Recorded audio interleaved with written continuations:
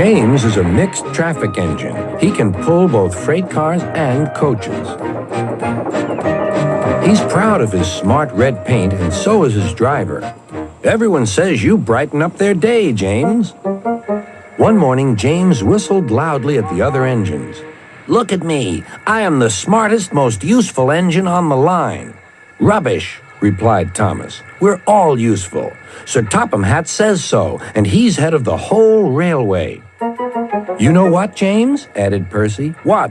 replied James. "You're getting all puffed up." James huffed away. Later, he was still boasting. "I'm the pride of the line."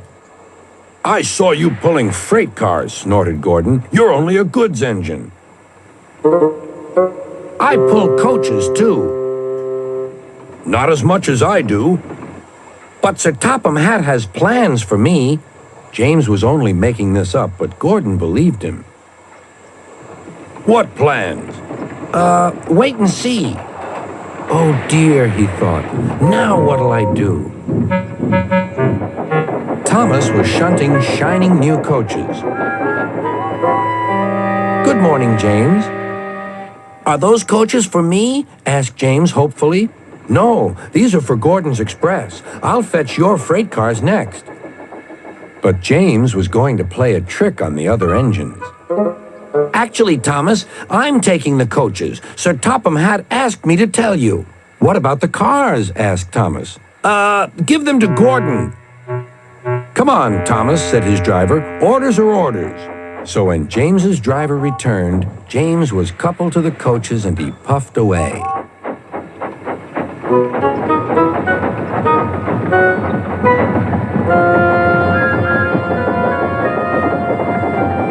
Thomas returned with the freight cars, and a few minutes later, Gordon arrived. "Where's the express?" Thomas told him about James. "And so here are your cars." Gordon was very cross, and so was his driver. "Wait till Sir Topham Hatt hears about this." Meanwhile, James was enjoying himself enormously. "What a clever plan! What a clever plan!" he chuffed. Then he saw Sir Topham Hatt.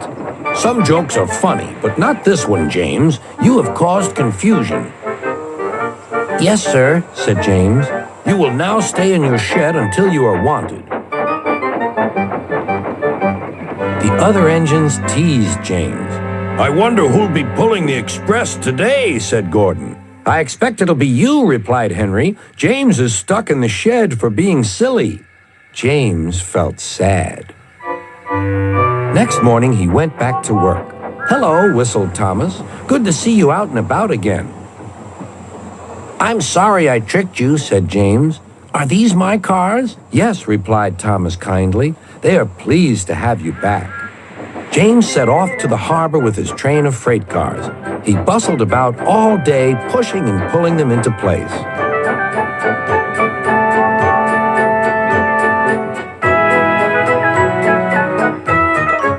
"Time to go home now, James," said his driver at last. "No cars or passengers, just we two."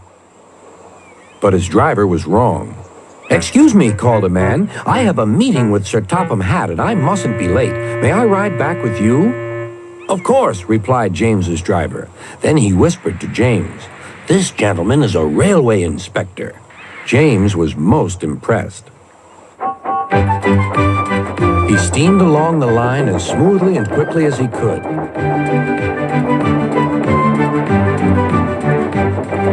Sir Topham Hatt was waiting on the platform, and the railway inspector greeted him warmly.